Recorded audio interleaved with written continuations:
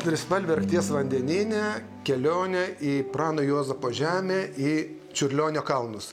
Tai buvo tokia tikrai sąjūdžio dvasioje didžiausia Lietuvos keliautojų, slidininkų kelionė. Po šiai dienai daugiau tenais nieks labai nenukeliavęs ir turbūt nelabai nukeliaus dar artimiausiu metu. Nukeliauti į Čiurlionio kalnus esančius Hukerio saloje, Prano Juozapo žemėje, kiekvieno keliautojo svajonė. 1990 metais, minint Mikalojaus Konstantino Čiurlionio 115 metines, buvo suorganizuota ekspedicija devizu Trispalvė Arkties vandenyne. Buvo 90 metai ir 90 metais buvo, visi gal prisimenam vyresnieji žmonės, kad buvo kelionė buriuotojų, pati pirmoji iš Lietuvos į Ameriką. Reiškia, ir jie parašė tokį, išleido tokį albumą Trispalvė Atlanto vandenyne.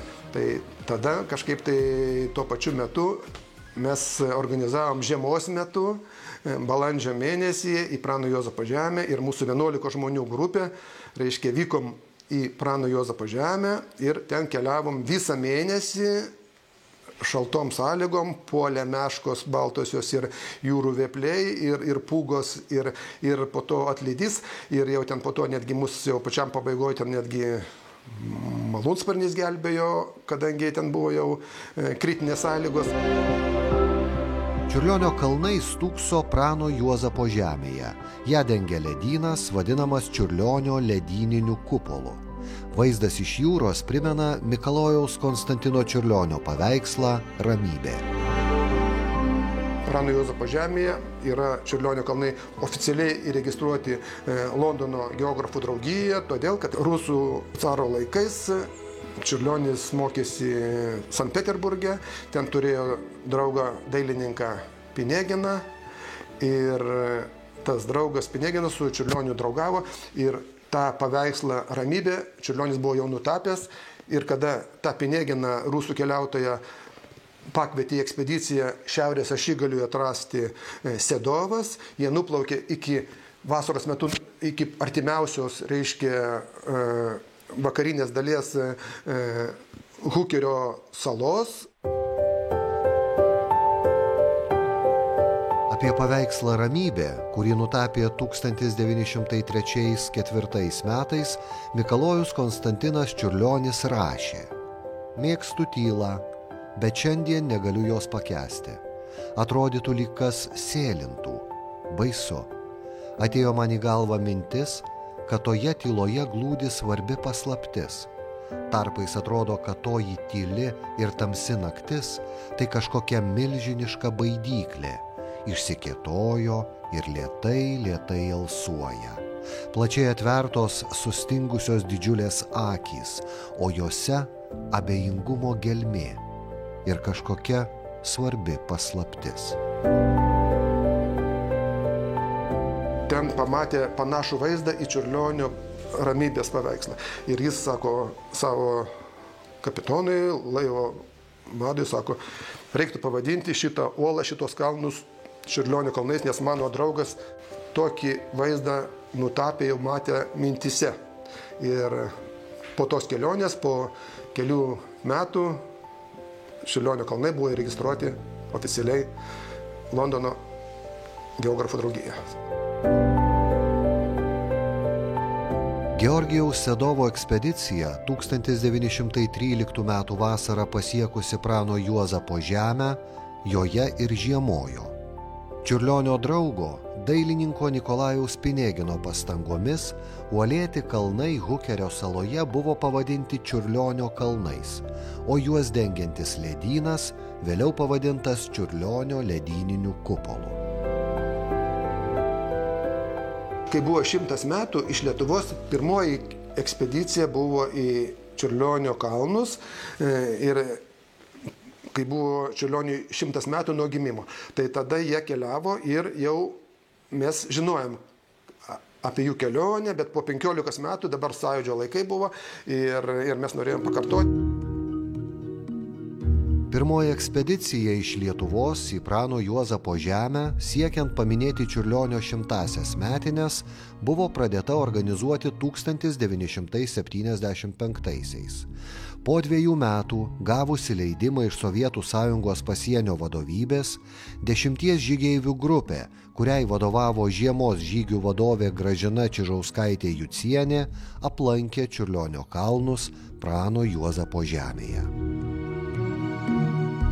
Vadovė buvo, tarp kitko, labai patyrusi keliautoja moteris, šiandien dar jinai yra gyva, Vilniuje gyvena Gražina Čižauskaitė, jinai buvo subūrusi tų žiemos keliautojų slidininkų grupę ir keliaudavo Užpoliarėje, tai su ją ten ir šios ekspedicijos vadovas Juozas Žagelis keliavęs yra, ir Edmundas Molokas, ir Samėnas Donatas, ir kiti patyrę Lietuvos slidininkai keliautojai.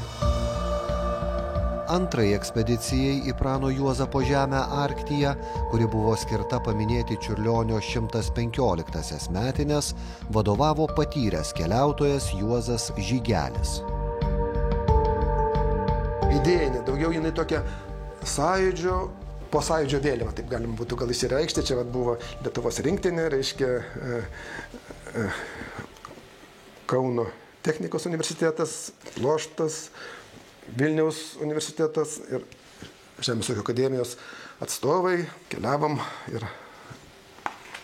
nuvykom į Čiurlionio kalnus ir visą tą mėnesį Arkties vandenyne keliavom su Lietuvos trispalve. Tuo metu buvo kažkas švento. 1990 m. vasario mėnesį galutinai išaiškėjo grupės sudėtis. Į ekspediciją buvo pakviesti labiausiai patyrę ir įgudę slidininkai. Tokia kelionė grandiozinė, aišku, jau mūsų 11 žmonių, sudėtingai suorganizuoti, nes pasienis, tenais nieks nieko neįleidžia, bet sąjūdžio laikai, 90 metai, tai su ukrainiečiais bendravom, su Kijevo keliautojais ir su Minsko keliautojais bendravom ir bendrom jėgom sutarėm, kad prašymą rašom į Maskvą, kad mums leistų šią žiemą pakeliauti, balandžio mėnesį, nes iki tol ten būna, reiškia, poliarinė naktis, neišeina. Lėktuvui pakilus į orą, atslūgo pasiruošimui ekspedicijai rūpesčiai. Prasidėjo ilgai laukta kelionė, pilna nežinios ir naujų įspūdžių. Čia mes suorganizavom tą ekspediciją ir nuskridom į Maskvą, nuskridom į Norilską ir paskui nuskridom į Šiaurės žemę. Reiškia, būnant Šiaurės žemė, jau ten specialios taisyklės ir specialūs reisai yra, kadangi malūnsparniai jau negali nuskristi labai didelių atstumų, tai buvom suderinę, kad Šiaurės žemėje esantis geologai mus paskraidins kelis šimtus kilometrų ir Arkties vandenyne mus išlaipins ant užšalusio ledo, ten maždaug 2 metrų stolis žiemos metu yra Arkties vandenyno ledas. Pagal išankstinį planą, toliau Lietuvos, Ukrainos ir Baltarusijos keliautojus turėtų globoti artimiausių salų Grechemo Belio gyvenvietės šeimininkai. Mus paliko, mes ten pernakvojom ant tos ledo rities. Aišku, Arkties vandenyne vyksta dreifavimas, pasislinkom ten per 5 kilometrų jau per tą parą, jau atskrido mūsų nerado, paskui dar paskraidinėjo rado ir paskui mus atvežė ir atskraidino į Prano Juozapo žemę ir paliko mus toj saloj, kur mes ir norėjom, kur pradedam maršrutą. Lietuvos slidininkų grupė kelionės slidėmis pradėjo Hofmano saloje. Sala pasitiko akį veriančių baltumu ir beribėmis platybėmis. Oro temperatūra -27 laipsniai, priekyje apie 500 kilometrų kelio. Sauso maisto davinys yra 1 kilogramas parai ir su benzininiais, tais vadinamais kaitintuvais, verdam košę, verdam arbatą ar ten dar kažką, bet įsivaizduokit, keliaujam ir benzinas išsipila arba prapuola jisai. Pametam kažkur nurida į jūrą, viskas, visa grupė žūsta. Reiškia, jokio šanso be vandens, nes jūroje vanduo surus, sniego neprilaižysi, reiškia, visa grupė žūsta iš karto. Reiškia, pameti vandenį žūsti, pameti benziną irgi žūsti. Šaltis pastoviai spaudė ir neleido savęs pamiršti. Miegmaišyje keliautojai miegojo apsirengę keliais megztiniais, su pūkinėm kelnėm ir kojinėm, su pirštinėm ir kepure. Žiemos sąlygomis visą mėnesį tenka miegoti ant sniego, kilimėlis, plonytis, palapinėje, miegmaišiuose, be jokio šildymo, be jokio nieko. Bet čia trupučiuką mažiau buvo, negu kad, pavyzdžiui, Putaranuose, kur buvo ir 35, o čia jau buvo taip 25 ir labai didžiuliai vėjai. Prano Juozapo žemė anksčiau buvo negyvenamas salynas Arktyje, nutolęs nuo šiaurės ašigalio maždaug per 1000 kilometrų. Salyną 1873 metais atrado Austrijos-Vengrijos ekspedicija ir jį savo imperatoriaus Pranciškaus Juozapo I garbei pavadino Prano Juozapo žeme.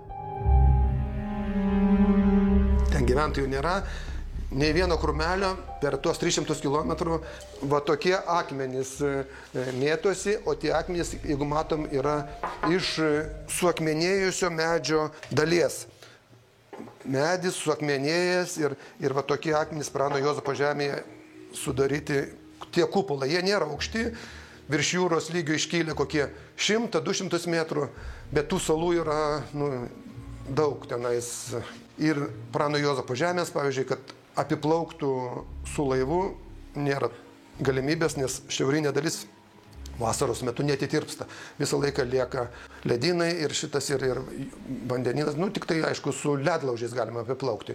O taip tai jeigu ekskursijai tai yra nepasiekiamas toksai salynas. Šiaurėje viskas tarsi užsikonservuoja.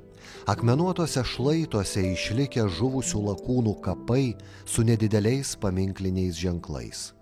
Jų darbai įrašyti į Arkties pažinimo istoriją.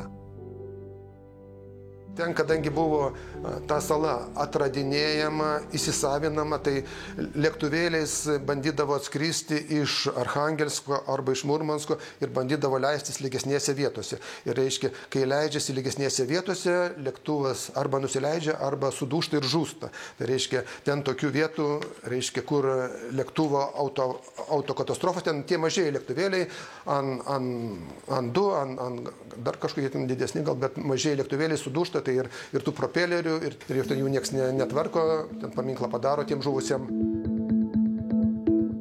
Prano Juozapo žemėje žmonės pastoviai negyvena.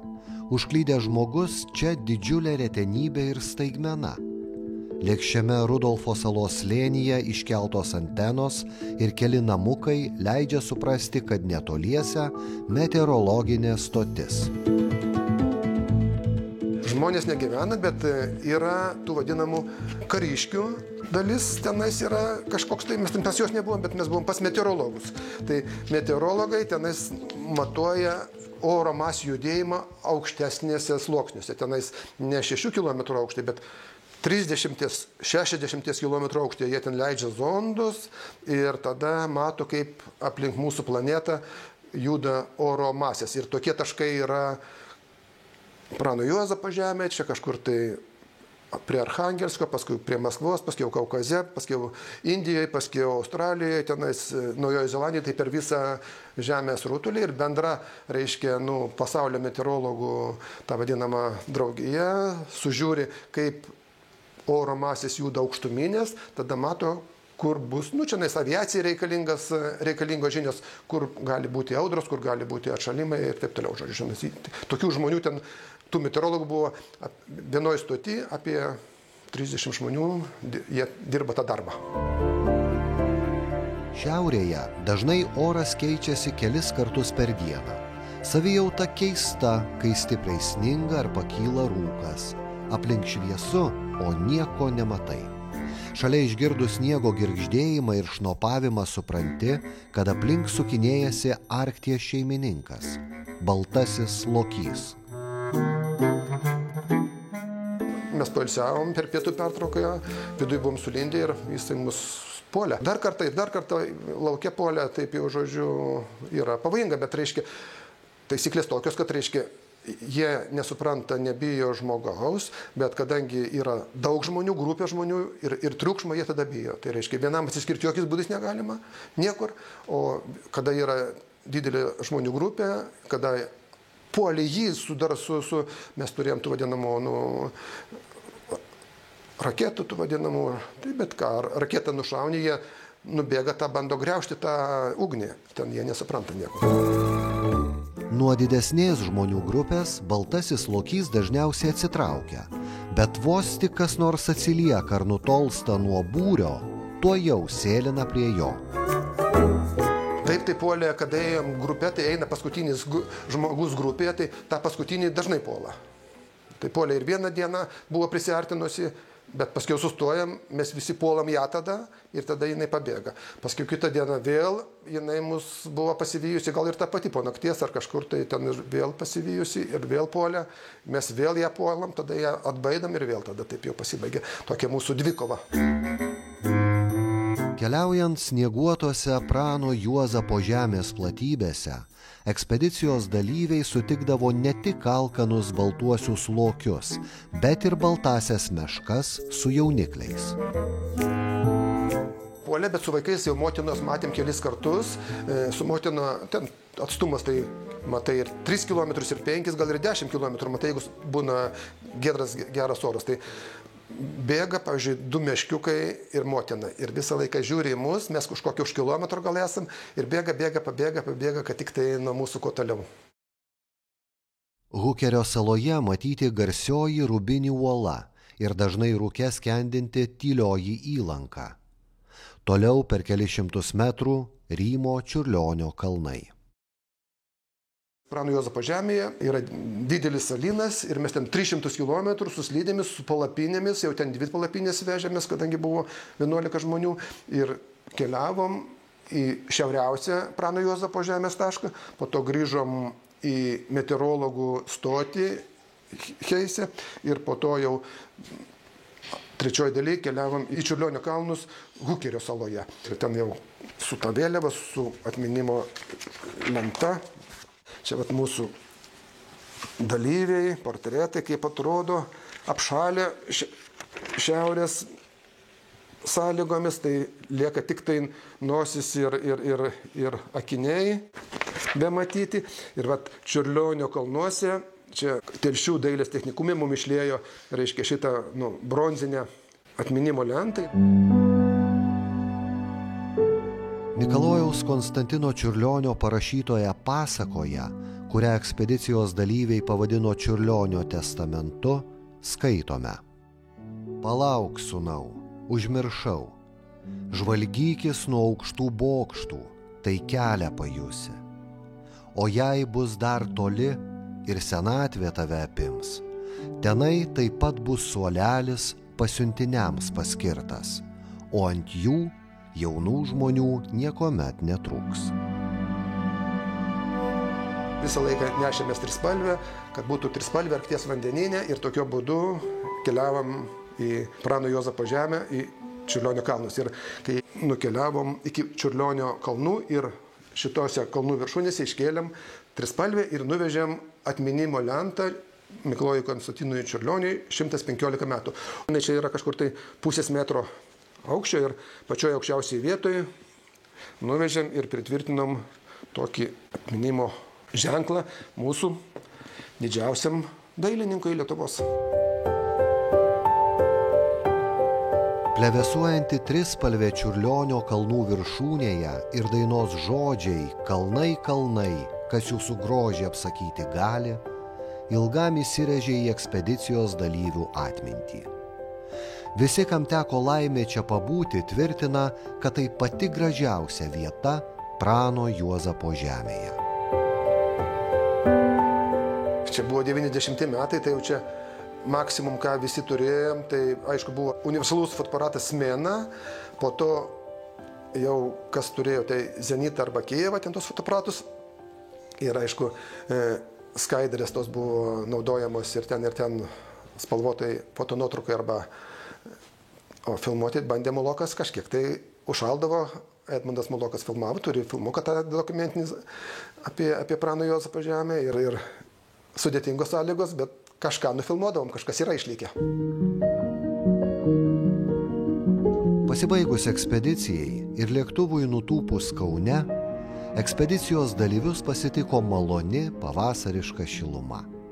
1990 metų gegužės pradžia, viskas atgimsta, tiek daug žalumos. Žalia žolė, žali medžiai.